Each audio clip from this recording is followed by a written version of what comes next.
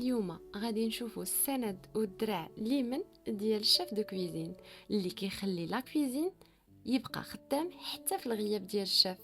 هو السو شيف كيواكب كل مرحله من التحضير للتنظيم للتنسيق ديال الفريق، وكيضمن ان الخدمه مستمره بنفس الجوده والوتيره. في وسط الضغط هو اللي كيجهز المسؤوليه وكياخذ القرارات وكيحل المشاكل قبل ما تكبر. خاصو يكون تقني محترف، هادئ، حازم، وكيعرف يفرض الاحترام بلا ما يرفع صوته.